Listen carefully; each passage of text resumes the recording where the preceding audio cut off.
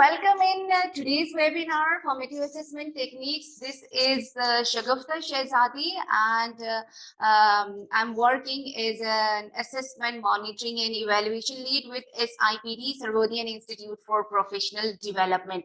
हमारा जो इदारा है ये एक टीचर ट्रेनिंग इंस्टीट्यूट है और हम बेस्ड करते हैं राशिदाबाद, टंडुआ, लायार, सिंध में। काफी उनका क्वेश्चन होता है कि आप लोग इतनी दूर हैं, तो हम यहाँ रह के रिमोटली हम लोग ये काफी हम कोशिश करते हैं फैसिलिटेट करें लोगों को जितना भी हमसे हो सकता है।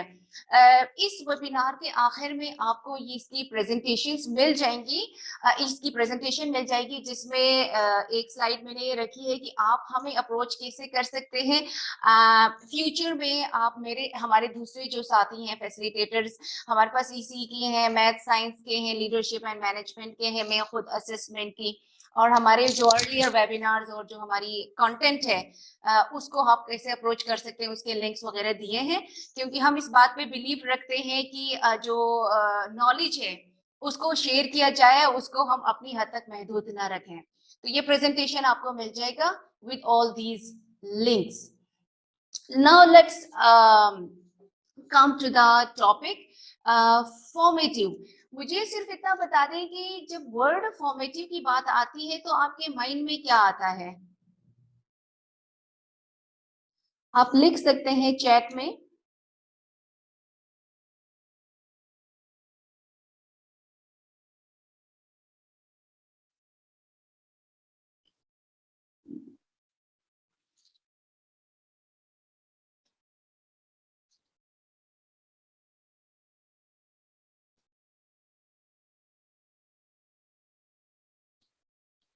या आपने माइक को अनम्यूट करके बोल सकते हैं कि आप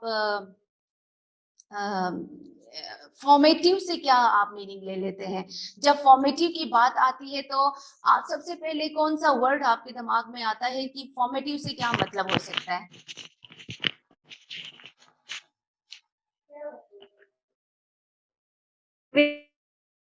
और प्रोडक्टिव। ओके अच्छा, यहाँ पे मैं आपको एक बात बताऊं, थोड़ा सा शायद आपके साइड पे इंटरनेट का मसला है, इसीलिए आपकी ना आवाज में प्रॉब्लम आता है, डिस्टॉर्शन बहुत है। आई वुड अप्रिशिएट आप उसमें लिखे भी तो ना साथ में, अगर पॉसिबल है तो वो अच्छा रहेगा ताकि मैं उसको डिस्कस कर सकूं। Shagufta, it's for me it's improvement or construction. Okay, improvement, construction, what else could be? एक होता है ना, एक दिमाग में एक वर्ड स्ट्राइक करता है, ठीक है, an ongoing assignment to improve teaching learning. Okay,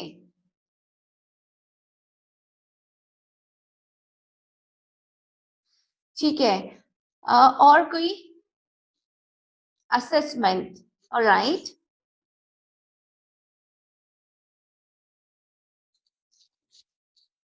okay, so basically any other जो फॉर्मेटिव है वर्ड, जो फॉर्मेशन से निकला है ना, फॉर्म, टू फॉर्मुलेट, या अगर हम कहें ना कि खदीजा जैसे आपने कहा ना कि इम्प्रूवमेंट करना, बेसिकली ग्रो, या हेल्प, हेल्पिंग समवन और something in grow, to develop, या अगर हम कहें कि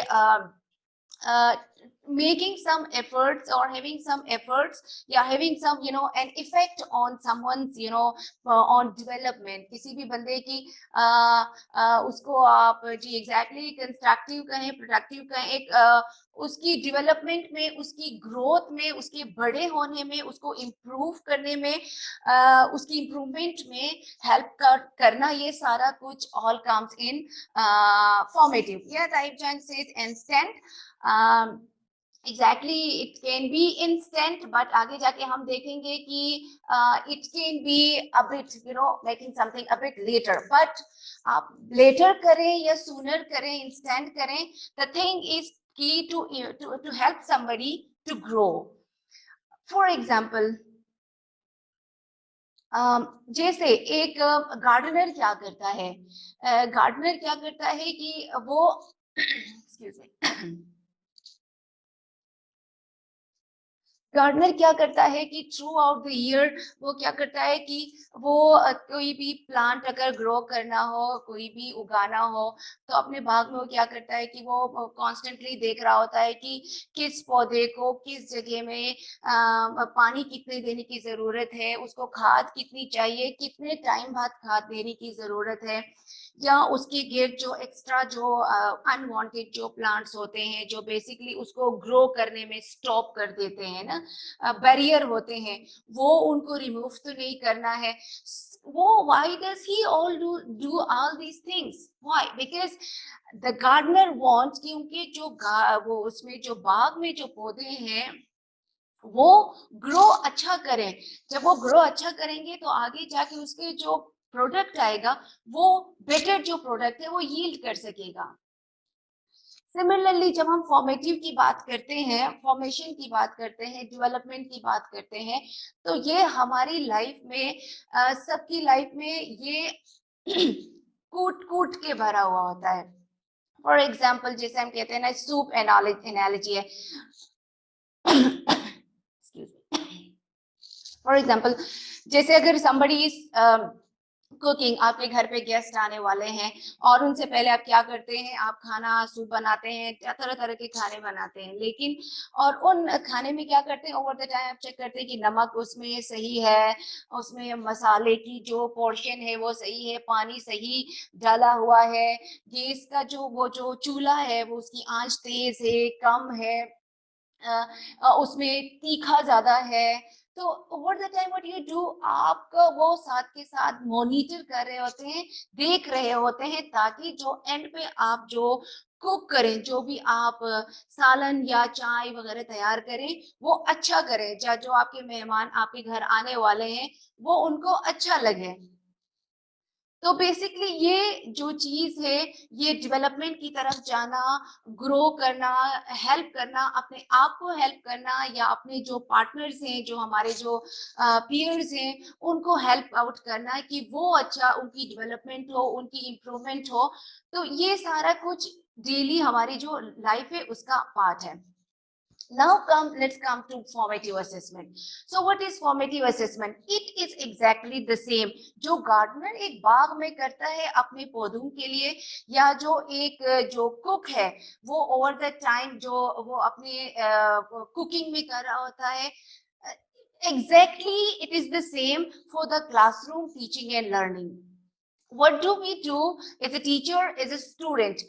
The formative assessment is कि हम बच्चे को हेल्प आउट करें कि वो उसका जो बेटर जो ग्रो करे, यानी कि वो जो हम कुछ सिखा रहे हैं हम लोग उसे क्लासरूम में, वो उसका वो एक्चुअली अचीव करे, वो लर्न करे something. So formative assessment, basically formative assessment ये बहुत लेटर स्टेज की बात है। उससे पहले स्टैंडर्डाइज एग्जामिनेशंस की बात होती थी, उससे पहले हाई स्टेक असेसमेंट की बात होती थी, उससे पहले जो समेटिव एग्जामिनेशंस हैं, पेपर पेंसिल, इन सब की बातें होती थी। बट देन जो जो कुछ असेसमेंट के जो गुरुज हैं, क्रॉनबेक और ये ब्लूम, इनको आप गूगल करेंगे फ्यूचर में जाके आप तो मजीद इनको एक्सप्लोर कर सकते हैं। तो इन्होंने देखा कि the assessment is all only about grading student and उनको मार्क करने के लिए, लेबल करने के लिए। तो उन्होंने सोचा कि नहीं, असेसमेंट का एक सिर्फ इस हद तक क्यों महदूद है, हम असेसमेंट को हम इसलिए भी क्यों नहीं यूज कर सकते हैं कि हम स्टूडेंट्स को हेल्प आउट करें कि वो लर्न बेटर करें, या हम टीचर्स अपने आप को इन्फॉर्म करने के लिए हम इसको इस्तेमाल में क्यों नहीं ला सकते हैं। सो ऑल द एक्टिविटीज जो भी एक क्लासरूम में हो रही होती हैं, जो बेसिकली स्टूडेंट्स के प्रोग्रेस को मॉनिटर करती हैं, और टीचर की जो अपनी जो इंस्ट्रक्शनल स्ट्रेटजीज हैं, जो पूरे एक 40 मिनट 45 मिनट्स की जो क्लास होती है उसमें जितनी वो एक्टिविटीज जो परफॉर्म कर रहा होता है by setting a target at the very beginning of the lesson, इन सब को मॉनिटर करना, मॉनिटर करने के लिए जो एक्टिविटीज इस्तेमाल होती है, this all is basically formative assessment. So और ये जो जैसे मैंने अभी आपसे कहा कि जो आइडिया जो इसको फॉर्मेटिव असेसमेंट को लॉन्च करने का ये था कि असेसमेंट को सिर्फ हम लोग या जो वो सिर्फ स्टूडेंट की परफॉर्मेंस को लेवल चेक करने के लिए कि भाई क्लासरूम में ये फर्स्ट आया आउट ऑफ 40 स्टूडेंट्स या फिर इनके जो है ये इसके नंबर 0 आया, इसमें एक नंबर ले लिया, इस हद तक महदूद करने की बजाय इसको स्टूडेंट्स की डेवलपमेंट के लिए भी इस्तेमाल में लाने के लिए। सो इसीलिए इट्स इम्पोर्टेंट कि जो फॉर्मेटिव असेसमेंट का जो कोर पर्पस है कि टू गिव स्टूडेंट फीडबैक, जैसे ताइब जान ने भी बीच में भी कोट किया था कि इंस्टेंट, आप इंस्टेंट इसका बेटर जो जब से अच्छा एक फायदा ये है कि एक इंस्टेंट क्विक रिस्पॉन्स हम फीडबैक देते हैं स्टूडेंट्स को, साथ के साथ हम लोग फिर टाइम देखते हैं कि ओवर द टाइम उनको फीडबैक कब और कैसे देना है। Okay, so why formative assessment, कुछ चीजें इस स्लाइड में डिस्कस भी हो गई कि why formative assessment, the other some more are formative assessments are to activate thinking, you encourage students to make them active thinker, हम उनको क्लासरूम में एक्टिविटीज ऐसे देते हैं कि वो सोचने पे मजबूर होते हैं। आप क्वेश्चंस उनको, क्रिटिकल थिंकिंग के क्वेश्चंस उनको आप प्रोवाइड करते हैं, उनको आप एक प्लेटफॉर्म प्रोवाइड करते हैं कि जिन पे वो डिस्कशंस करें अपने पीयर्स के साथ, फ्रेंड्स के साथ, और डिबेट करें, और सर्टेन जो कोई प्रोडक्ट या कोई प्रोसेस हो रहा होता है, कोई एक्टिविटी हो रही होती है, उनको वो रिफ्लेक्ट करते रहें। सो while doing all these activities, जो स्टूडेंट्स की जो थिंकिंग है वो एक्टिवेट हो जाती है। और the next is modify teaching. तो एक जो मिसकंसेप्शन है असेसमेंट के हवाले से कि assessment is all about check and balance का एक स्ट्रीट वर्ड भी यूज करते हैं, और दूसरा कहते हैं कि स्टूडेंट्स को चेक करने के लिए, स्टूडेंट्स की लर्निंग को देखने के लिए। तो it's not always about students and students learning, it's about modifying teaching. Because why do we modify teaching? If a certain activity जो हमने क्लासरूम में कंडक्ट किया है, 5 मिनट की एक्टिविटी है, और उसको करने के बाद हम जब देखते हैं कि वो एक्टिविटी सही काम कर गई या नहीं कर गई, we do conduct then their formative assessment classroom techniques। फिर हम क्या करते हैं, उसके बाद हमें पता चलता है कि ओहो, ये जो टीचिंग मेथोडोलॉजी है ये सही नहीं काम कर गई। अब इस मेथोडोलॉजी को मॉडिफाई करके इसमें हम इसका इम्प्रूव, कोई दूसरी एक्टिविटीज को मॉडिफाई कर सकते हैं, या कोई आपने ग्रुप एक्टिविटी रखी है, 60 बच्चे हैं, स्पेस नहीं है, नहीं हो सकता है, तो ऑफ कोर्स कंप्लीटली वो रॉन्ग उसमें जाएगा। तो वहां पे क्या करेंगे, उसको आप पीयर में करेंगे, पीयर एक्टिविटी में कन्वर्ट करेंगे, या इंडिविजुअल स्टूडेंट्स को अटेंशन देके। सो डिफरेंट स्ट्रेटेजीज, आपको टीचर्स हैं तो इसमें आप बहुत, आपके पास और बहुत सारे तरीके हो सकते हैं अपनी टीचिंग्स को मॉडिफाई करने के लिए। However, why do we modify teaching? We modify teaching so that ultimate हमारा आउटकम क्या है, अल्टीमेट हमारा जो पर्पस है, that is to improve students learning। अपनी टीचिंग को भी इम्प्रूव करें, मॉडिफाई करें, ताकि स्टूडेंट्स की जो लर्निंग है वो अल्टीमेटली वो इंक्रीज हो सके, वो इम्प्रूव हो सके। और ये सिर्फ टीचिंग को मॉडिफाई करना नहीं है, बल्कि स्टूडेंट्स को भी एक एविडेंस प्रोवाइड करता है कि बच्चे जो है अपने काम में कितने एक्टिवली इंगेज्ड हैं, और वो रिफ्लेक्ट कर सकते हैं अपने काम को कि भाई जो सेल्फ एक असेसमेंट जिसे हम कहते हैं, सेल्फ रिफ्लेक्शन पे वो देखेंगे कि भाई नहीं, मेरे इसमें जो है या तो नंबर कम आ गए, ओ मैं इसका आंसर में नहीं कर पाया, वाई। सो उसको एक एविडेंस मिल गया कि भाई मैंने यहाँ परफॉर्म नहीं किया सही, तो इसकी वजह ये है कि मे बी मैंने इसको सही से समझा नहीं, मे बी मुझे टाइमली टीचर से सवाल करना चाहिए था।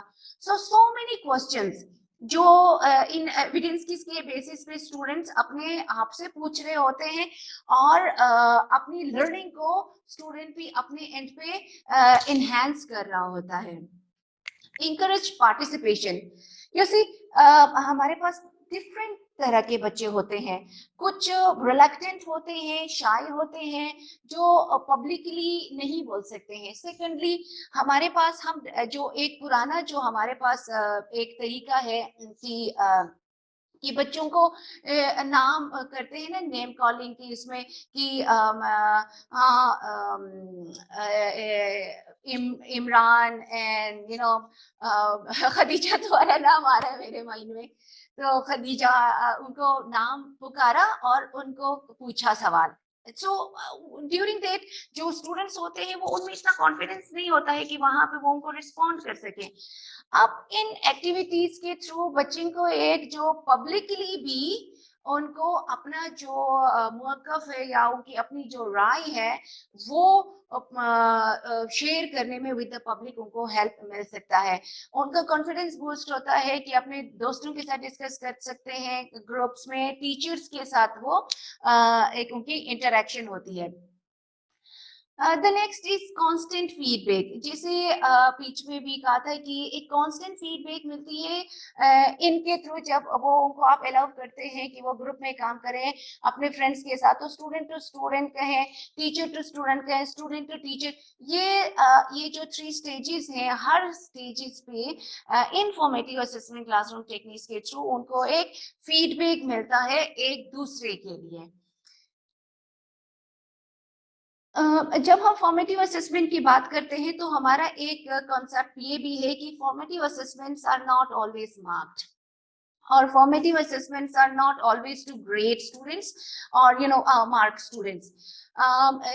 Assessment, keep one thing in mind, assessment कोई भी हो, जो तरीका कोई भी हो, वो आपका पर्पस पे डिपेंड करता है कि वो आपने फॉर्मल फॉर्मेटिव के लिए लेना है, इनफॉर्मल फॉर्मेटिव असेसमेंट करना है, समेटिव असेसमेंट करना है, जो करना है। जैसे एक पेपर पेंसिल है ना, जिसमें 5 सवाल देते हैं और बच्चे से कहते हैं इन सवाल के जवाब दे दें। तो ये जो पेपर पेंसिल टेस्ट का एक कॉन्सेप्ट है कि ये सिर्फ इनको बच्चों को मार्क करने के लिए होता है, या मंथली एग्जाम्स में दे सकते हैं, या उनको ईयरली एग्जाम्स में end of the academic year दे सकते हैं, ये जरूरी नहीं है। पेपर पेंसिल टेस्ट को हम एक फॉर्मल फॉर्मेटिव असेसमेंट या एक इनफॉर्मल फॉर्मेटिव असेसमेंट के लिए भी इस्तेमाल करते हैं। तो टेक्निक पे नहीं जाना है आपने मोस्ट ऑफ द टाइम्स। अब यहाँ पे फॉर्मल असेसमेंट क्या है कि formal assessment are kind of structured, और इनको ग्रेड किया जा सकता है, बट हमेशा जरूरी नहीं है। जैसे क्विजेज होती है क्लासरूम में, क्विजेज को ग्रेड भी कर सकते हैं, नहीं भी कर सकते हैं। सेकेंडली, बच्चों से आप उनसे वर्कशीट्स बनवाते हैं, वर्क सैंपल्स होती हैं, डेली का काम आप उनका असेस करते हैं, एग्जिट स्लिप्स आप उनसे लेते हैं कि लेसन के आखिर में आपने उनसे कोई एक सवाल पूछ लिया, उनको एक कार्ड, इस तरह का एक कार्ड उनको प्रोवाइड किया और उनसे कहा कि सवाल लिखा, उनसे कहा कि उसका जवाब वो वहां दे दें, और फिर आपने वो लिया और उनको मार्क भी किया, उनको जैसे आपने रैंक किया, या फिर उनको अगर आप नंबर देना चाहें तो नंबर दे दिया। पोर्टफोलियोज बनवाते हैं। लेकिन जरूरी नहीं है कि आप हमेशा इनको सिर्फ ग्रेडिंग के लिए इस्तेमाल करें, या आप पर्पस पे डिपेंड करता है, आप इनको ना भी कर सकती हैं। अब इनफॉर्मल जो होती है, जो the basic difference is informal are not used for grading purposes. These are always used for feedback, a quick feedback most of the time. Whiteboard demonstration में जैसे बच्चे को आपने बच्चे से कहा कि हाँ बच्चे, ये जो सवाल है इसको जरा हल करें, ये जो मैथमेटिक्स के क्वेश्चंस में इस तरह होता है, या उस बच्चों से कहा कि आप कोई वर्ड कॉल किया और उनसे कहा कि उस वर्ड की स्पेलिंग लिखें बोर्ड पे। Although it's not a very appreciative technique, लेकिन ये दूसरी जो एक्टिविटीज में है, आगे हम जाके डिफरेंट एक्टिविटीज डिस्कस करेंगे, उनमें ये इंटीग्रेटेड उसमें लेके जा सकते हैं। तो ये इनफॉर्मल है, एक क्विक फीडबैक मिलता है कि बच्चे को वो जो फॉर्मूला है या जो मेथड आपने सिखाया उसकी समझ आई या नहीं आई है। थम्स अप और थम्स डाउन या हाफ वे अप का है कि बच्चे से कहा कि भाई हाँ समझ आ गई है जी, नहीं आ गई है थोड़ी सी आ गई है, half way up. Directed questions या नॉन डायरेक्टेड क्वेश्चंस इसमें कहें कि जैसे आप उनसे डायरेक्ट क्वेश्चंस पूछते हैं कि आप किसी भी बच्चे का नाम लिया और उनसे उसी बच्चे से आपने सवाल पूछ लिया, क्विक आपको रिस्पांस मिला, ओरल रिस्पांस मिला। या नॉन डायरेक्टेड क्वेश्चंस होती हैं, डिस्कशन रिफ्लेक्शंस होती हैं, आप उनसे कहें कि आपस में डिस्कस करें और इसको रिफ्लेक्ट करें और इसमें शेयर करें कि आपके आइडियाज क्या हैं। But the important thing between formal and informal assessment is कि जो this must be measuring what it is suppose to be measured, कि ऐसा ना हो कि आपका ऑब्जेक्टिव कुछ और था लेकिन वो कुछ और असेस कर रहा है, तो वो ऑब्जेक्टिव को यील्ड ही नहीं कर रहा है। और the main purpose is to provide feedback, either you are marking or not marking, it should be providing feedback to the students. Okay, so यहाँ तक एक हमारा था एक बैकग्राउंड फॉर्मेटिव असेसमेंट के हवाले से कि और उसको क्यों क्लासरूम में इंटीग्रेट किया जा सकता है, कि कुछ यहाँ से आगे जाके हम लोग अभी कुछ फॉर्मेटिव असेसमेंट टेक्निक्स डिस्कस करेंगे, क्योंकि most of the teachers we are really tired of always taking paper pencil test, सवाल बना लिया, और एक तो इतने मुश्किल होते हैं सवालात बनाना भी, उसके लिए इतना सोचना होता है और क्विज़ेस प्रिपेयर करना. So let's get rid of these type of tests and park these types of tests, and try to integrate some new kinds of assessment techniques. जो मैं एक लिस्ट ऑफ असेसमेंट टेक्निक्स लेके आई हूँ, ये I am sure कि आपको help out करेगा. And I believe कि इसमें से काफी चीजें, काफी टेक्निक्स आप फेमिलियर भी होंगे. और कोई भी टेक्निक जो एक चीज मेक श्योर करें कि there are number of techniques you will find on internet. The most important thing is you have understood the technique and you have understood how to implement that technique in a lesson. So let's start. There is a technique KWL. So KWL chart is a technique जिसमें हम शुरू में बच्चों को देते हैं, किसी भी लेसन के स्टार्ट में दे देते हैं बच्चे से. नॉर्मली हमारे क्लासरूम लेसन की ये प्रैक्टिस नहीं होती है, क्योंकि मैंने खुद भी, चूंकि आप सब केएसपी के टीचर्स हैं, तो मैंने खुद भी 10 इयर्स केएसपी में गुजारे हैं, तो मेरी जनरली एक ऑब्जर्वेशन ये होती है थी तब, हाँ मे भी अभी होती होंगी, तो हम काफी ये चीजें ये सारी नहीं कर रहे होते हैं. शुरू में हम क्या करते हैं, ग्रिड देते हैं बच्चे को, या एक बोर्ड पे ही ड्रॉ करते हैं इस ग्रिड को, और उनसे हम बच्चे से कहते हैं कि जो लेसन आप उनसे शेयर करें कि उस लेसन के बारे में वो पहले से क्या जानते हैं, और उनको उस लेसन में, आज के लेसन में, उस दिन के लेसन में वो क्या मजीद जानना चाहते हैं. और उसके बाद ये जो लास्ट वाला कॉलम होता है, कीप इट ब्लैंक, क्योंकि जब पढ़ाते हैं तो पढ़ाई के बाद हम उस पर रिफ्लेक्ट करते हैं आखिरी के 5 मिनट स्पेयर करके कि हाँ बच्चों, आज आपने ये लिखा था कि आप रेस्पिरेशन के बारे में आप ये समझते थे पहले से, और आप मजीद ये पढ़ना चाह रहे थे, और क्या आपने पढ़ा, क्या आपकी एक्सपेक्टेशंस मीट हो गई, आपने क्या नया चीज सीखा ड्यूरिंग दैट लेसन. और इसमें फिर ये वेरिएशन आप ला सकते हैं कि कोई सिर्फ इसमें नहीं, कि हर टेक्निक में कि कोई वो हार्ड एंड फास्ट रूल नहीं होता कभी भी. हर कोई टीचर अपनी अपने माइंड्स को यूज करके, कॉन्टेक्स्ट को यूज करके इसमें वेरिएशंस ला सकते हैं इन एक्टिविटीज में. कि जैसे एक कॉलम इंक्रीज किया, इसमें यहाँ पे लिखा है कि हाउ विल आई लर्न, कि जो आप जानना चाहते हैं सेकंड पे लिखें कि how will you learn, and पे फिर व्हाट आई लर्न. इसमें this is not for grading. यहाँ से आपको पता चलता है कि by the end of the lesson जो बच्चों की एक्सपेक्टेशंस थी वो मीट कर गई या नहीं. Hot seat questioning, this is quite interesting one. Hot seat के लिए क्या करते हैं कि क्लासरूम स्टार्ट होने से पहले हॉट सीट का टैग लगाते हैं, और उसको कुछ बच्चों के है ना, रैंडमली 4-5 बच्चों के सीट के नीचे वो हॉट सीट का टैग लगाते हैं बच्चों के क्लासरूम में दाखिल होने से पहले. और उसके बाद क्या करते हैं कि फिर आप पढ़ाते हैं, अपना क्लास जारी रहता है, ठीक है, अपना इनपुट दे देते हैं, डिफरेंट एक्टिविटीज करते हैं. तो जब आप उनसे कहते हैं, जब आप उनकी पूछने का आता है उनसे, तो फिर क्या करते हैं, टीचर क्या करती है कि बच्चों से कहती है कि जिस स्टैंड अप एक एक्टिविटी होती है, खड़े हो जाएं और अपने सीट के नीचे देखें. जब बच्चे सीट के नीचे देखेंगे तो देयर विल बी फ्यू, जो 4-5 आपने सीट के नीचे हॉट सीट रखा, टैग लगाया हुआ है, वो बच्चे क्या करेंगे, वो सिर्फ खड़े रहेंगे, एंड देन जो क्वेश्चंस आपने पूछनी है आप उन बच्चों से पूछेंगे. इस टेक्निक का ये फायदा होगा कि इसमें जो अनफेयरनेस होती है कि जिसमें हम रेंडमली हम सिलेक्ट करते हैं ना कि पूरी क्लास में से नाम पुकार के, तो उसमें कोई अनफेयरनेस नहीं होगी, कोई प्रिजुडाइज नहीं होगा। इसमें आपको भी नहीं पता कि जब आपने टेक लगाया था तो उस वक्त उस सीट पे किस बच्चे ने आगे जाके एक्टिविटी, कोई ग्रुप एक्टिविटी के बाद किस बच्चे ने उस पे बैठना है। तो इसी तरह दोनों एंड से ये कोई इसमें यहाँ पे बायसनेस नहीं होगी। एक और है कि जिसमें pose, pause, pounce, bounce.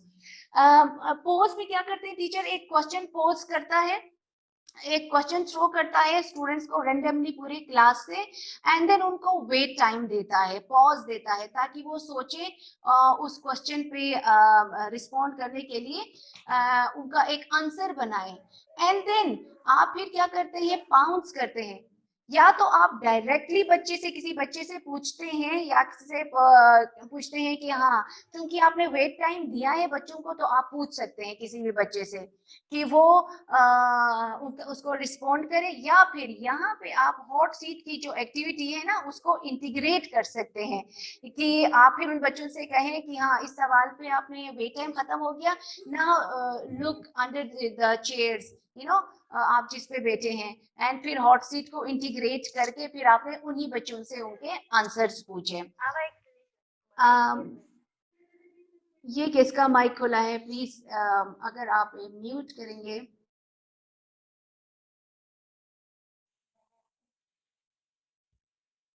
Okay, the next thing is कि एक बच्चा जब रिस्पॉन्ड करता है तो उसके बाद फिर आप क्या करते हैं, जो बाउंसिंग बॉल नहीं होता है, बिल्कुल ऐसे ही एक बाउंसिंग बॉल बाउंस होता जाता है ना, एक से दूसरे, एक से दूसरे, तीसरे, फिर इसी तरह रैंडमली आप क्या करते हैं, एक बच्चे से आपने आंसर पूछा, फिर उसके बाद आपने दूसरे बच्चे से पूछा, और उसके रिस्पॉन्स के बेसिस पे कि उसने बच्चे ने जो, एक बच्चे ने जो आंसर दिया है उस आंसर पे दूसरा बच्चा या तीसरा बच्चा वो क्या वो कमेंट करे, वो उसकी क्या राय है उस पे कि उसका जो पहले बच्चे के रिस्पॉन्स पे। Okay, this is a technique जिसमें हम बच्चे को बताते हैं कि वो उनसे कहते हैं कि जो स्माइली फेसेस वो ड्रॉ करे, या उनके हम कार्ड्स बनाते हैं, और कहते हैं कि भाई जब आप क्योंकि इसमें जो बच्चे बहुत सारे जो आपको रिस्पॉन्ड नहीं करते हैं, शाय होते हैं, कंफर्टेबल नहीं होते हैं पब्लिक में बात करने में, तो उस वक्त क्या होता है, और दूसरा ये है कि क्लासरूम में डिस्ट्रैक्शन नहीं होती, डिस्टर्बेंस नहीं होती, और आप पढ़ा रहे होते हैं और एक बच्चे को नहीं आया है, तो जैसे वो कोई आपने टेक लगाया, उसने कहा कि आपने पूछा कि हाँ बच्चों आप लोग कर सकते हैं, तो they just show their cards like this, that I can do this, smiley face. अगर अगर बीच में किसी बच्चे ने कहा है कि I am getting there, I am not fully there, but थोड़ा थोड़ा समझ में नहीं आया है, ठीक है। एक बच्चा जिसको बिल्कुल ही समझ नहीं आया, वो जो सैड फेस है उसमें वो करेगा कि नहीं, आई नीड हेल्प। जब टीचर उन कार्ड्स को देखेगा ना, तो उस जो एक्चुअल जो स्टूडेंट है, जो टारगेटेड स्टूडेंट है, आप वो उसके पास जाएगा और उसको पूछेगा और उसको हेल्प आउट करेगा कि हाँ आपको एक्चुअल क्या समझ में नहीं आया है।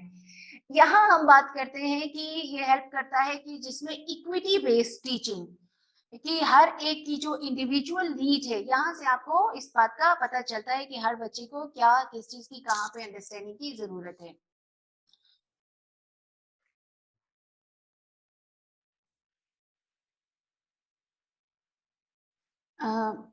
The next is muddiest point. Jamila Parveen, Jamila Parveen please आप अपना माइक ऑफ करें।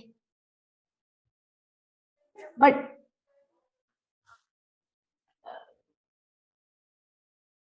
नो, जमीला परवीन ठीक है।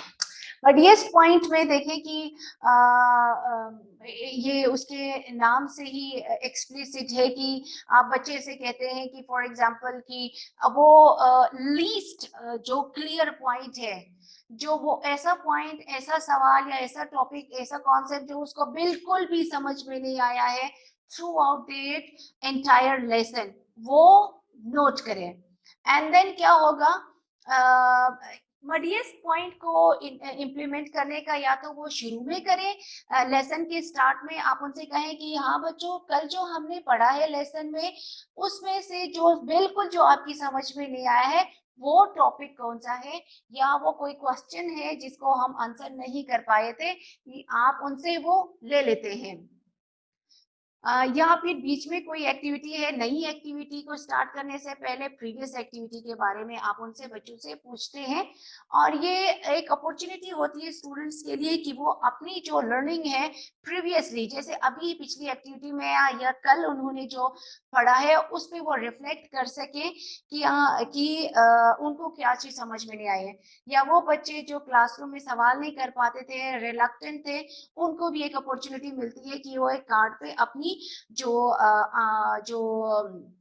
लीस्ट अंडरस्टैंड जो पॉइंट है उसको वो टीचर्स के साथ शेयर करें। अमीनेट पेपर, मडीएस पॉइंट का ये एक इम्प्रूव्ड इसका वर्जन है कि अमीनेट पेपर, जिसमें 60 सेकेंड्स हम बच्चे को देते हैं और 2 क्वेश्चंस हम जैसे प्रोवाइड करते हैं कि कहते हैं कि what was the most unclear part of the lesson and what was most important point discussed today. ये किसी भी लेसन के एंड पे बच्चों से, जैसे हम नहीं कहते हैं कि and of the lesson assessment, वहां पे हम अप्लाई कर सकते हैं कि अब बच्चों से पूछें कि उनको ये लिख के दे दे हर एक को छोटे छोटे कार्ड्स पे, क्योंकि आप उनको 1 मिनट देते हैं तो उस 1 मिनट में बच्चा लिख पाए, हाँ, तो इसीलिए पॉइंट्स में लिख पाए, छोटे से कार्ड दे दें, 2 क्वेश्चंस लिख के दे दें, और फिर उनको आप जमा करें, अपने साथ लेके जाएं स्टाफ रूम में और उनको रिव्यू करें, और फिर वहां से आपको पता चलेगा कि कितने बच्चों को कौन सा टॉपिक समझ में नहीं आया है और कितने बच्चों को लगता है कि कौन से इंपॉर्टेंट उनको टॉपिक्स लगे जो उन्होंने सेशन में उस लेसन में डिस्कस किए। एंड देन फिर आप अपने अगले दिन के लेसन में उनको एक रेमेडियल टीचिंग के उसमें जो प्रीवियस नॉलेज है उसको रिफ्लेक्ट करने के टाइम पे आप उनको समझा सकते हैं। काउंटिंग टावर, ये मैथमेटिक्स के लिए एक इंटरेस्टिंग है जूनियर सेक्शन के लिए, कि काउंटिंग टावर में बच्चों से कहते हैं कि आप डिफरेंट नंबर्स लिखते हैं और उनसे कहते हैं कि वो उनका टावर बना दें उसमें एक फिक्स 30 सेकेंड्स में या 1 मिनट में, एंड देन जितने वो ज्यादा टावर्स बनाएंगे, जितने जल्दी बनाएंगे, उनको एक प्रेस मिलेगा, उनको स्टार मिलेगा, उनको एक इंसेंटिव मिलेगा। यहाँ से पता चलेगा कि बच्चों के कॉन्सेप्ट में जो काउंटिंग है, अगर उनमें 10 है तो 10 उन्होंने बार्स रखे हैं नहीं रखे हैं, तो यहाँ से टीचर को पता चलेगा कि वो उनकी अंडरस्टैंडिंग में 10 को रिकॉग्नाइज करना या 10 को अंडरस्टैंड करना कि 10 में कितने ब्लॉक्स होने चाहिए या 9 में कितने होने चाहिए, वो बच्चा अंडरस्टैंड कर गया या नहीं कर गया, ये एक क्विक उनको रिस्पांस मिलता है टीचर से। खदीजा, अगर आपके सारे टीचर्स ज्वाइन कर पाए हैं तो should I start? Yes, Shagufta, you can start. I think they will join us. Okay. One by one, they are joining. Please Okay, start. yeah. All right. The next is idea thoughts या bouncing, जिसे हम कहते हैं, एक और technique जिसमें एक student से जब हम आंसर रिसीव करते हैं तो फिर हम क्या करते हैं कि एक पूरे क्लासरूम में एक थिंकिंग को ओपन करने के लिए, एक पर्पसफुल डिस्कशन को ऑन दैट टॉपिक ओपन करने के लिए हम क्या करते हैं कि एक जब रिस्पॉन्ड करता है तो कि आप एक रिस्पॉन्ड करता है तो हम क्या करते हैं, एक आइडिया जनरेट होता है, या 2 तरीके होते हैं इसमें, या तो एक बच्चा एक कोई आइडिया जनरेट करता है या फिर कोई बच्चा आपके क्वेश्चन को रिस्पॉन्ड करता है, तो दोनों एंड्स पे क्या करते हैं, you ask the rest of the class कि what do they think about the idea और द क्वेश्चन और the answer the student has given, या जो स्टूडेंट ने कोई क्वेश्चन पूछा है तो उसमें भी हम क्या करते हैं, वो बाउंस करते हैं दूसरे स्टूडेंट्स बेसिस पे उनसे पूछते हैं कि आपका इनके बारे में, इनके ओपिनियन के बारे में, इनके आइडिया के बारे में या इनके जो सवाल है, क्या आपके पास इस बच्चे का, आपके, या जिसमें मैंने एग्जांपल लिया कि what is your opinion idea about the answer given by the Suhel. The same is, आप ये कह सकते हैं कि what is your response to the question that is raised by the friend और बाय द सुहेल। ओके, फिर इसमें एक डिस्कशन जो है ना, इस बाउंसिंग के थ्रू एक डिस्कशन पूरे होल क्लास में जनरेट होती है। स्टॉप एंड गो कार्ड्स में it is more similar to the smiley faces.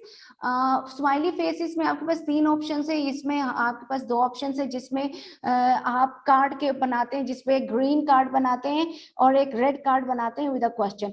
The green card shows कि जो ग्रीन कार्ड है वो ये शो करता है कि जब बच्चे ने लेसन अंडरस्टैंड किया तो ही शोज और she shows the green card. Okay, and अगर स्टूडेंट ने अंडरस्टैंड नहीं किया तो there is a question mark, the red means there is alarm to stop, the student that will give an evidence for the teacher कि student चाहता है कि वो रुक जाए वो वहां पे, और फिर आप जाके बच्चे के पास जाते हैं या बच्चे से पूछते हैं, अगर वो कॉन्फिडेंट इनफ है तो वो पब्लिकली क्वेश्चन करता है कि अच्छा उसको वो वहां पे समझ में नहीं आया है।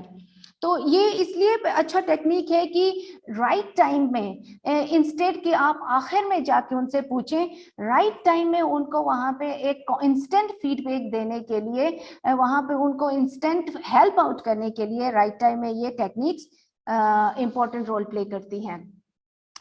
3 मिनट पॉज।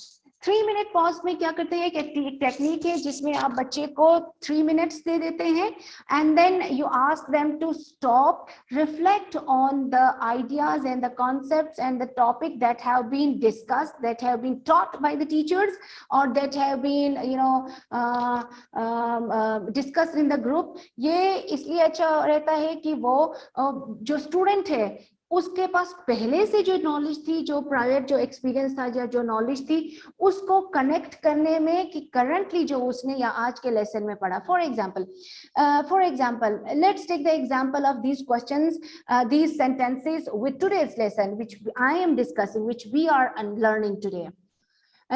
फॉर एग्जाम्पल कि अगर हम कहें कि I changed my attitude about what, I changed my attitude about assessment, could be because एक जो myth है, for example मैं अपनी बात कर रही हूँ, let me consider myself कि इन assessment की चीजों को पढ़ने से पहले जब मैंने assessment पढ़ा तो मैंने अपना attitude मेरा assessment की तरफ चेंज हो गया। मैं असेसमेंट को बहुत इंजॉय करने लगी क्योंकि असेसमेंट मुझे बहुत खूबसूरत लगने लगा, because that is not only about judging students.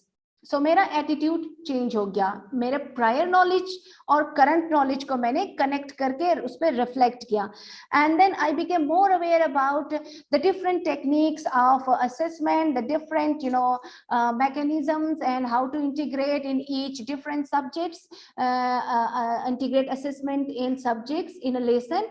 तो ये इसके बारे में मुझे ज्यादा इस पर अंडरस्टैंडिंग हो गई, but I was very surprised about अच्छा ऐसा भी हो सकता है, इससे ये भी फायदा मिलता है, अच्छा हम इनको असेसमेंट को ऑनगोइंग कर सकते हैं, हर एक्टिविटी में हर थोड़ी देर में हम असेसमेंट को कर सकते हैं। वो डिफरेंट एक्टिविटीज जो हम करते हैं वो बेसिकली असेसमेंट होती है। सो ये सारी चीजें होती हैं कि आप उसमें आप उनके ना एम्पैथाइज की बात करें या उनमें सिर्फ कंटेंट रिलेटेड नहीं हो, उनके जो रेगुलर जो रूटीन में, फॉर एग्जांपल आपने कोई लेसन पढ़ाया, आपने देखा कि एक बच्चा जो क्लासरूम में बहुत ही क्या कहेंगे डिस्ट्रक्टिव था, बुली करता था, एंड आपका रूटीन का जो एटीट्यूड उस बच्चे की तरफ था वो एक डिफरेंट था। जब आपने अपना चेंज किया, ठीक है, आपने अपना जो टेक्निक था उस बच्चे को काम करने में, उस बच्चे को क्लासरूम के एक्टिविटीज में इंगेज करने में, जब आपने अपनी टीचिंग को मॉडिफाई किया तो देन यू फेल्ट कि आप जो प्रीवियस एक्टिविटीज उसमें आप कर रही थी, आपका जो एटीट्यूड उसकी तरफ था वो सही नहीं था, क्लासरूम में जो आप एक्टिविटीज कंडक्ट कर रही थी उसमें वो इन्वॉल्व नहीं हो पा रहा था। The next is inside outside circle. Inside outside circle में क्या करते हैं, आप बच्चों को बाहर एक थोड़ी सी एंटरटेनमेंट भी होती है इसमें, बच्चों को क्लासरूम से निकालें, एक कैनोपी में लेके आ जाएं दरख्त के नीचे। मैं इसलिए कह रही हूँ कि समर है इसलिए कि 2 सर्कल्स बनाए, एक इनसाइड बने और एक आउटसाइड बने। इनसाइड आउटसाइड सर्कल का ये होगा कि पहले वो क्या करें कि हर पेयर जो है जो एक दूसरे को फेस करता है वो क्विज, एक दूसरे से क्विजेस करे या एक दूसरे से जो भी आप एक्टिविटी पेयर में काम दे रहे हैं वो कर ले। एंड देन क्या कर रहे हैं कि वो बाहर वाला सर्कल, इनसाइड वाला सर्कल जो है ना वो बैठा रहे, एंड देन बाहर वाला सर्कल जो है ना वो मूव करे। जब वो मूव करेगा तो जो पेयर है वो ऐसे न्यू पेयर में आ जाएगा। हर दफा इस चीज को आप रिपीट करते रहेंगे तो वो जो एक स्टूडेंट जो हर एक के साथ इंटरेक्ट कर रहा है डिफरेंट बंदों के साथ, उनको किसी पर्टिकुलर टॉपिक पे या जो पर्टिकुलर कॉन्सेप्ट है उस पे उनको सबके आइडियाज और सबके ओपिनियन उनको समझ आने लगेंगे। ABCD विस्पर में क्या करते हैं, 4 बच्चे आप ग्रुप बनाते हैं और हर एक को लेट से ABCD स्टूडेंट्स के नाम रखते हैं।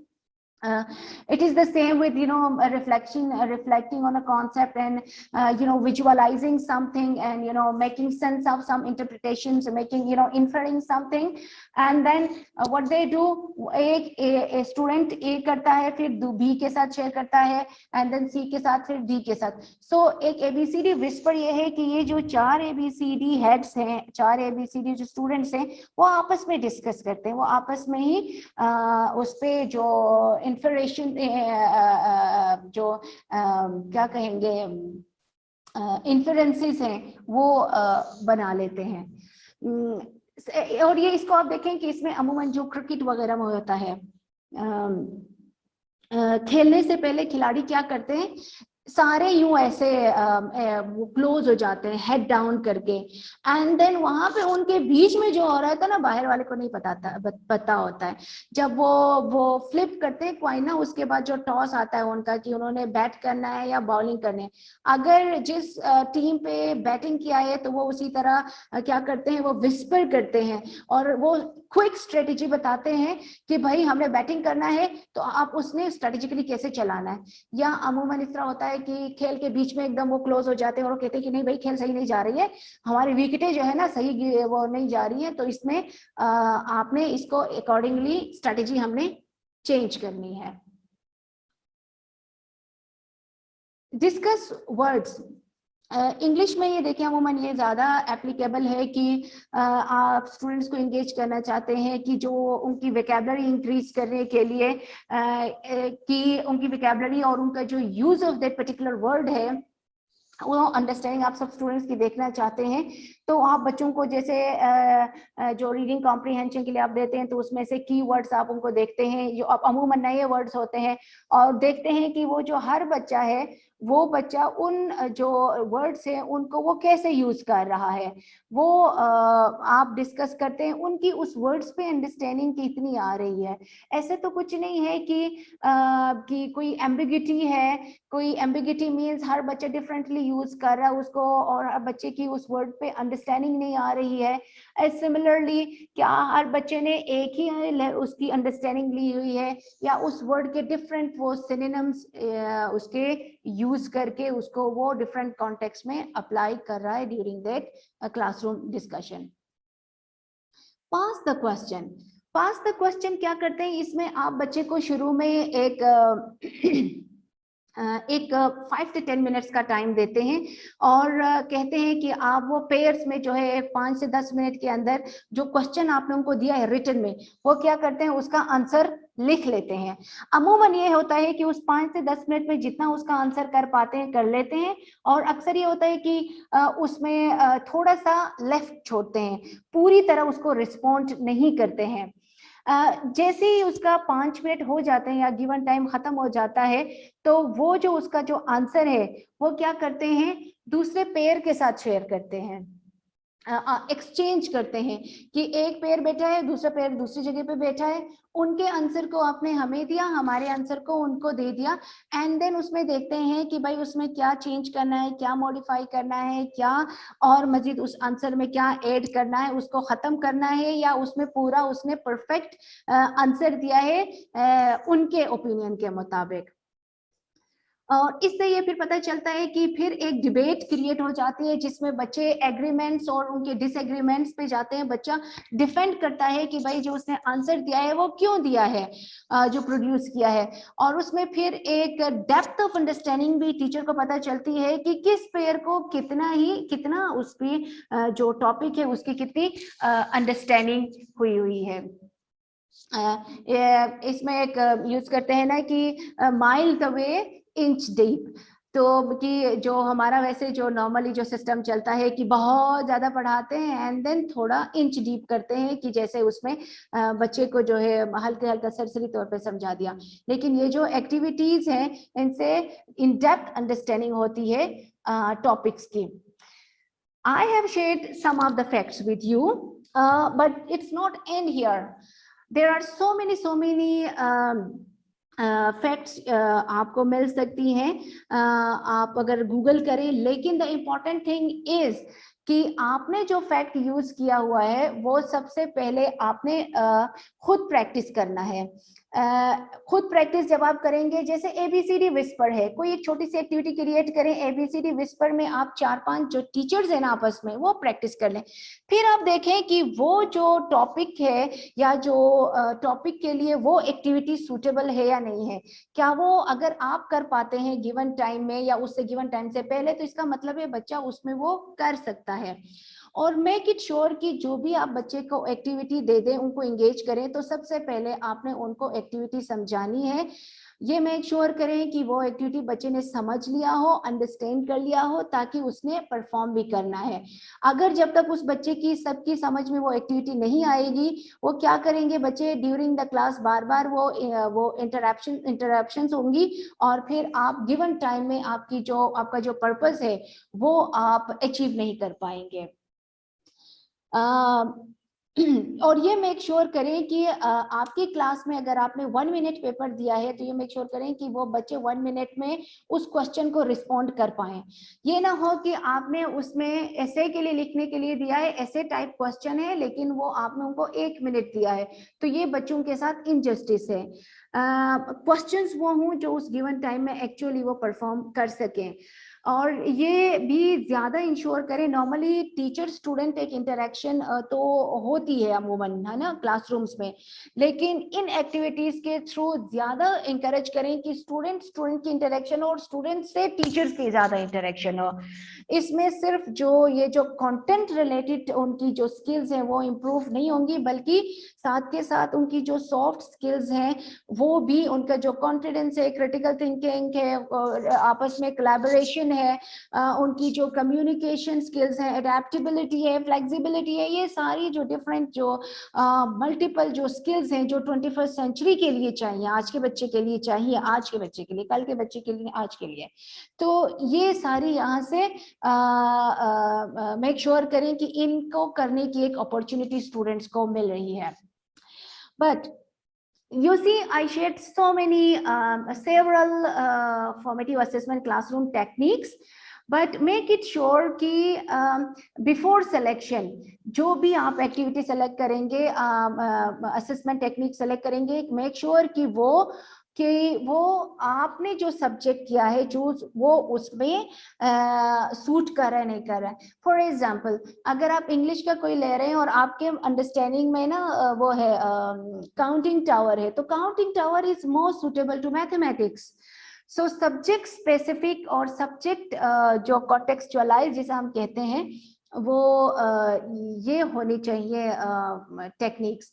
Secondly, whenever it is assessment, आप फॉर्मेटिव ले लें, परफॉर्मेंस बेस्ड असेसमेंट ले लें, फॉर्मल फॉर्मेटिव असेसमेंट ले लें, समेटिव ले लें, जिस भी टाइप का असेसमेंट है, the main thing is we want to see कि जो आपका एक अल्टीमेट आउटकम था वो अचीव हो रहा है नहीं हो रहा है।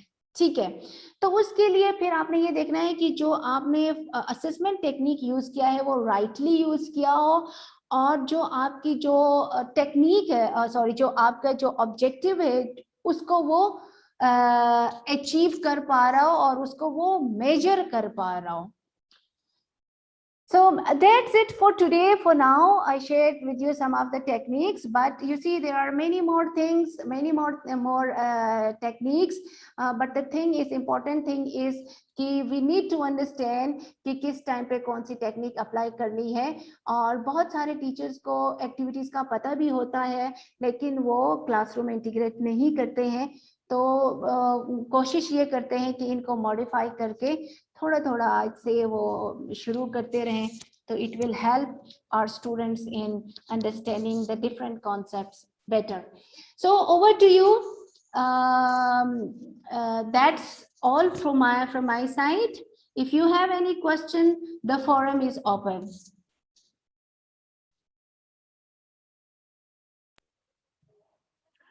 Shagufta, thank you so much for a very important session which we have requested.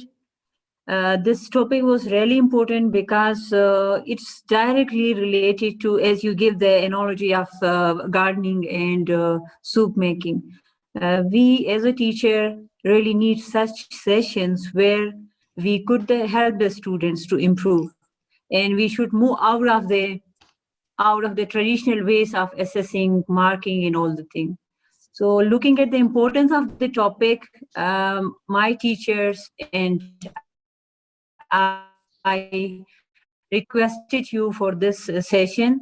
And I know that you are busy with sessions in other areas as well. And I really thank you for your time, for your sharing of ideas.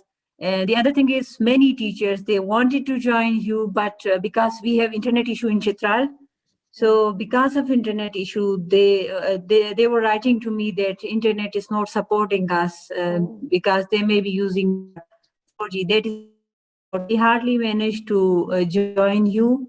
If you could share the presentation with us, we can share with our teachers. I know we can't deliver as you deliver to us, but we will try whatever you will try to communicate this, and this is really a need of the teachers of the time. Thank you so much. If my teachers want to ask question, please. Okay. Before that, thank you so much, Khadija. हमारा एक process होता है कि जैसे ही हम ये webinar conduct करते हैं, we provide certificates. So your teachers will get certificates to the webinar they attended today. लेकिन उसके लिए ये जरूरी है कि वो जो इवेल्युएशन फॉर्म है, जो फीडबैक, जैसे आप देखें चैट बॉक्स में मोहम्मद यूसुफ मेरे कलीग हैं, इनकी भी मैं इंट्रोडक्शन आपको कराऊंगी अभी इसके बाद. इस फीडबैक फॉर्म को आज के सेशन के हवाले से आप फिल करेंगे, अपना नाम सही लिखें ताकि आपके साथ जो हम सर्टिफिकेट आपको शेयर करेंगे ये आपको with your correct name and data आपके साथ शेयर हो. बट मेक श्योर ये फॉर्म आपने फिल किया हो. Thank you so much Khadija. Second thing, thank you so much, ये बहुत अच्छा हो जाएगा. हाँ, द अदर थिंग इज कि हमारा जो SIPD का मोटो है कि हम फ्री ऑफ कॉस्ट ये कंडक्ट करते हैं sessions, webinars.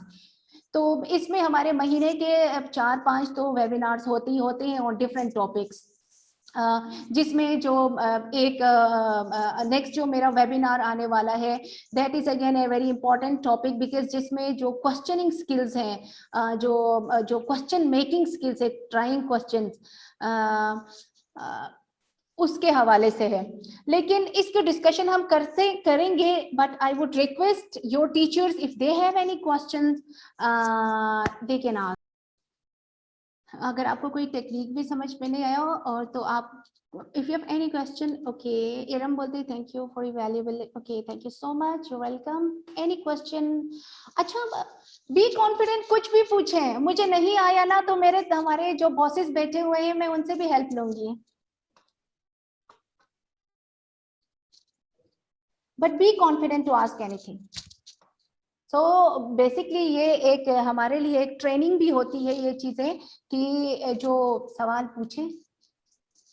Ask simple things, whatever, if you have any question. Meanwhile आप लोग प्लीज ये फीडबैक हर कोई फिल कीजिएगा.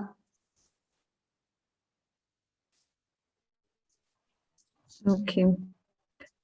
So Gupta, you know that this assessment, informative assessment is a बहुत बड़ी दुनिया है ये, इसको समझने में और उसके हवाले से थोड़ा सा हो सकता है टाइम लग रहा हो टीचर्स को सोचने में और इन चीजों को करने में, लेकिन ऑन द स्पॉट कोई भी क्वेश्चन हो तो वो कर सकते हैं. Otherwise we will be connected, मुख्तलिफ मीन्स के थ्रू हम कनेक्ट रहेंगे और फॉर्मेटिव असेसमेंट में हमें आपकी ज़रूरत हर वक्त पड़ेगी. हो सकता है आपके टीचर्स अगर डायरेक्टली आपसे नहीं पूछ रहे, if they will share with me, I will communicate those two you.